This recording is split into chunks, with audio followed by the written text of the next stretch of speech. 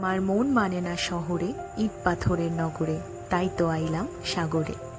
আর ঠিক সেই কারণেই সপ্তাহান্তে একদিনের ছুটি নিয়ে বেরিয়ে পড়লাম মন্দারমণির উদ্দেশ্যে। আমরা ছিলাম মন্দারমণির একদম সমুদ্রের পাড়ে এই রিসর্টে। রিসর্টটি ছিল খুব সুন্দর, পরিষ্কার পরিচ্ছন্ন রুম আর তার সাথে এই সুন্দর সুইমিং পুল। সেই সমস্ত ডিটেলস নিয়েই আজকের এই ভিডিও। কেমন আছেন সবাই? আশা করি সবাই খুব ভালো আছেন। আমার সকল দর্শক বন্ধুকে আমার চ্যানেলে জানাই অনেক অনেক স্বাগত। আজকে আরেকটা নতুন ভিডিও নিয়ে আপনাদের কাছে চলে এসেছি এবং স্বাভাবিক এক্সপ্লোরিস্টা তানিয়া চ্যানেলে তো ম্যাক্সিমাম ট্রাভেল ভিডিওই আসে। তো এটা হচ্ছে একটা ট্রাভেল ভিডিও। দেখতে পাচ্ছেন পেছনে সমুদ্র রয়েছে আর এখন আমি দাঁড়িয়ে রয়েছি মন্দারমণি। এখন ঘড়িতে বাজে সকাল 11:30 মতো আর আমরা জাস্ট একটু আগে আমাদের রিসর্টে এসে চেক ইন করলাম। এই যে রিসর্টটাতে এখন আমরা রয়েছি, এই রিসর্টটা কিন্তু পুরো একদম ঠিক সমুদ্রের পাড়ে আর খুব সুন্দর একটা ভিউ পাওয়া যায়। তো আপনাদের আজকে রিসর্টটা ঘুরে দেখাবো। আর মন্দারমণিতে এলে আশেপাশে আপনারা মোটামুটি কি সাইট সিন করতে পারেন। আর 1 নাইট 2 ডেজ যদি আপনারা শুধু মন্দারমণিতে কাটাতে চান তো কীভাবে প্ল্যানটা করতে পারেন সেইটা নিয়ে কিন্তু আজকের এই ভিডিও। তাই সঙ্গে থাকুন আর পুরো ভিডিওটা অবশ্যই দেখবেন। সমুদ্রের পাড়ে এই প্রাইম লোকেশনে অবস্থিত ভোরের আলো রিসর্ট। এই রিসর্টে এই যে কটেজগুলি দেখতে পাচ্ছেন এগুলো একদম সামনের দিকে, মানে এখানে জানলা দিয়েই আপনারা সমুদ্র দেখতে পাবেন এবং সামনেই আছে প্রত্যেকটা ইন্ডিভিজুয়াল ব্যালকনি। আমরা আজকে যে রিসর্টে রয়েছি সেই রিসর্টটার নাম হলো ভোরের আলো রিসর্ট। তো এই রিসর্টের লোকেশনটা খুবই ভালো। পেছনে ঠিক এইরকম কটেজ থেকে বেরিয়ে ঠিক এইরকম একটা সমুদ্রের ভিউ পাওয়া যায়। খুবই ভালো লাগছে, আমার তো দারুণ লাগছে এই লোকেশনটা। আপনাদের সাথে ওই রিসর্টের রুমগুলো, তার রুমের রেট এবং কত কী দাম আছে সব কিছু ওভারঅল সমস্ত কিছু আপনাদের সাথে আমি শেয়ার করবো। আপনারাও যদি ভোরের আলো রিসর্টে আসতে চান তো সেখানে আপনাদের সাথে কন্ট্যাক্ট ডিটেলস আমি শেয়ার করে দেবো। তো সেখানে কিন্তু ফোন করে আপনারাও এখানে রুম বুক করে আসতে পারেন। তো চলুন দেখে নেওয়া যাক যে রিসর্টের কী কী রুম আছে, ভেতরটা কেমন, সব কিছু। এই ভোরের আলো রিসর্টে রয়েছে দুটো ক্যাটাগরির রুম। এই যে রুমগুলো দেখতে পাচ্ছেন এই পেছনের দিকের বিল্ডিংয়ে থাকা রুমগুলো 2 থেকে 2,500 টাকা ভাড়া। রুমে এরকম 3 জনের শোয়ার মতো বেড রয়েছে, এদিকে একটা আয়না রয়েছে আর এদিকে একটা এরকম জায়গা রয়েছে যেখানে আমরা জিনিসপত্র রাখতে পারবেন। একটা টাওয়ালও দিয়েছে, এইখানে রয়েছে একটা কাবার্ড। তো ওভারঅল এই হচ্ছে রুম। মোটামুটি 3 জনে থাকার জন্য কিন্তু বেশ ভালো। রুমের বাথরুমটা দেখিয়ে দিই। বাথরুমে গিজারেরও ব্যবস্থা আছে, এখানে কোমোড, এখানে বালতি, বেসিন, এদিকে রয়েছে একটা আয়না আর এদিকে শাওয়ার। তো মোটামুটি পরিষ্কার পরিচ্ছন্ন বাথরুম। এখন রুম থেকে বেরিয়ে একটু ফ্রেশ হয়ে আমরা যাচ্ছি পুলে। এই সামনেই রয়েছে সুইমিং পুল। তো এখন সবাই মিলে একটু এনজয় করব আর সমস্ত ডিটেলস শেয়ার করব। সুইমিং পুলে রয়েছে নির্দিষ্ট টাইমিং, সকাল 11টা থেকে দুপুর 2:30 এবং সন্ধ্যে 6টা থেকে 9:30 অবধি খোলা থাকে। এবারে আমরা মন্দারমণি এসেছিলাম নিজেদের গাড়ি নিয়ে, তাই সারা রাত ড্রাইভ করে সকাল সকাল পৌঁছে গেছিলাম রিসর্টে। 11টা নাগাদ সুইমিং পুল ওপেন হতেই আমরা চলে এলাম সুইমিং পুলে। এখানে সুইমিং পুলের জল ছিল প্রচুর পরিষ্কার। দিনে প্রায় 2 বার এখানে জল চেঞ্জ করা হয়। চলছিল ডিজে। সবাই মিলে দারুণ মজা করেছি। এরপর চলে গেছিলাম দীঘার বিখ্যাত রেস্টুরেন্ট পারিজাতে দুপুরে লাঞ্চ সেরে নিতে। সেখানে অর্ডার করেছিলাম আমরা একটা ভেজ থালি আর নিজেদের পছন্দের মতো মাছ। এই ডাল, সবজি, শুক্তো, আলু ভাজা, ভাত নিয়ে 65 টাকা। তার সাথে নিজেদের মতো মাছ নিলে সেটার আলাদা দাম। এরপর সাইট সিইংয়ের জন্য আমরা চলে গেছিলাম মারিন মিউজিয়াম। এই মিউজিয়ামে আছে প্রচুর রকমের মাছের প্রজাতি আর এছাড়াও আপনারা দেখতে পাবেন জীবাশ্ম এবং অনেক রকমের কোরালস। তাই এই জায়গাটি বাচ্চাদের অবশ্যই নিয়ে আসুন, তারা এখানে এসে কিন্তু দারুণ আনন্দ পাবে।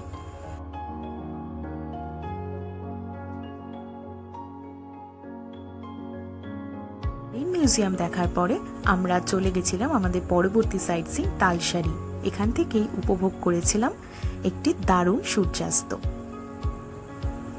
তারপর সেখান থেকে চলে গেলাম চন্দনেশ্বর মন্দির।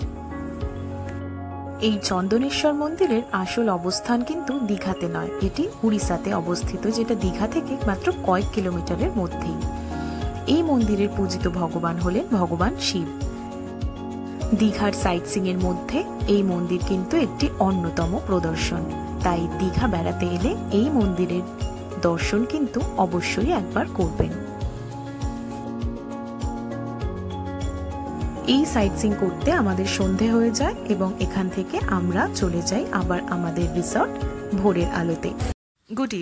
Good evening from Mandarmani. আজকে সারাদিনে কি সাইট সিইং করলাম তা তো শেয়ার করলামই আপনাদের সাথে। মন্দারমণিতে এলে আপনারা কিন্তু এই সাইট সিইং গুলো অবশ্যই করতে পারবেন। সন্ধে হয়ে গেছে, সুইমিং পুলে চারিদিকে সেজে উঠেছে খুব সুন্দরভাবে দেখতে পাচ্ছেন। তবে এখানে ব্যাকগ্রাউন্ডে মিউজিক চলছিল বলে আমি কিন্তু আমার অরিজিনাল ভয়েস দিতে পারিনি, সেই কারণেই রেকর্ডিং ভয়েসে আপনাদের সাথে ইনফরমেশন শেয়ার করলাম।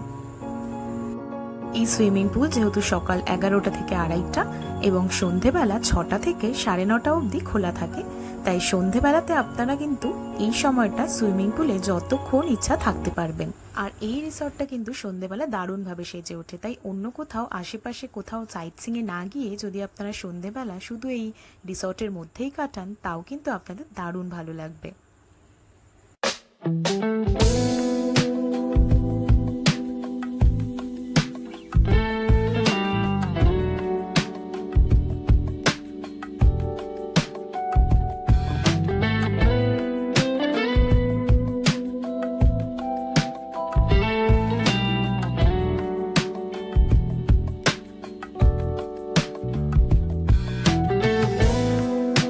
Morning from Mandarmani. আজকে আমাদের মন্দারমণিতে লাস্ট ডে, তো যেহেতু এই ট্রিপটা ওয়ান নাইট 2 ডেজের জন্য ছিল, তো গতকালই আমরা এসেছিলাম আর আজকেই আমরা চেক আউট করে যাব। এই হোটেলের চেক ইন আর চেক আউট টাইম ওই সকাল 10টা থেকে 11টার মধ্যে ওঠানামা করে। মোটামুটি বলে দিলে 1 ঘন্টা ওরা এক্সট্রা টাইমও দিয়ে দেয়, তো সেক্ষেত্রে কোনো অসুবিধা হয় না। যেরকম 10টায় চেক আউট টাইম ছিল, আমরা একটু রিকোয়েস্ট করাতে বলে ঠিক আছে আপনারা 11টা অবধি থাকতে পারেন, অসুবিধা নেই। তো এইবারে আমরা ব্রেকফাস্ট করবো। এদের কিন্তু ব্রেকফাস্ট, লাঞ্চ, ডিনার সব কিছুর জন্য নিজস্ব রেস্টুরেন্ট রয়েছে, তো আপনারা সমস্ত কিছু এখান থেকে কিন্তু অর্ডার করতে পারেন। আর বেশ ভালো ভালো টেস্ট রয়েছে খাবারের। আমরা কালকে ডিনারও নিয়েছিলাম আর আজকে ব্রেকফাস্টও কিন্তু ওদের থেকেই নিয়েছি, তো প্রত্যেকটা খাবারের টেস্ট কিন্তু আমাদের বেশ ভালো লেগেছে।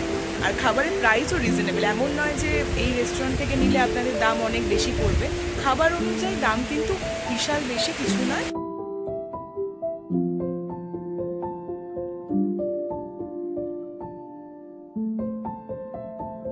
এবার ব্রেকফাস্ট করে আমরা বেরিয়ে যাব, আর ফেরার সময় যদি কোনো সাইট সিইংয়ে আমরা যাই সেটা অবশ্যই আপনাদের সাথে শেয়ার করব।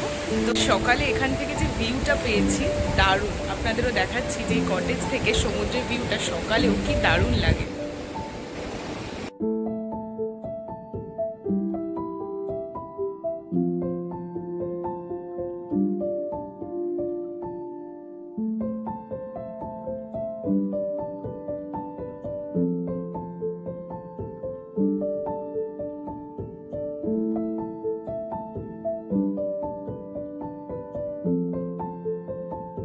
এবার এই সামনের কটেজগুলোর দাম আপনাদের সাথে শেয়ার করি। এই যে সামনের যে কটেজগুলো আপনারা দেখতে পাচ্ছেন, এগুলোর দাম হলো 3000 টাকা করে। আর এই যে পেছনের দিকে একটু এই বিল্ডিং লাগোয়া যে রুমগুলো রয়েছে, এগুলো 2000, 2500, এটা সিজন অনুযায়ী কিন্তু ওঠানামা করে, তাই এটা কখনো 2000 বা কখনো 2500 নিতে পারে। আর এই যে সামনের একদম কটেজগুলো যেখান থেকে ভিউটা সব থেকে সুন্দর পাওয়া যায়, সেটার দাম হচ্ছে 3000 টাকা একদিনের ভাড়া। এই মন্দারমণি ট্রিপের আমার জন্য বেস্ট গিফট ছিল যে আমি এইবার এসে সাঁতার কাটা শিখেছিলাম, তাই ফিরে আসার দিনও সকালে একবার ট্রাই করে নিলাম।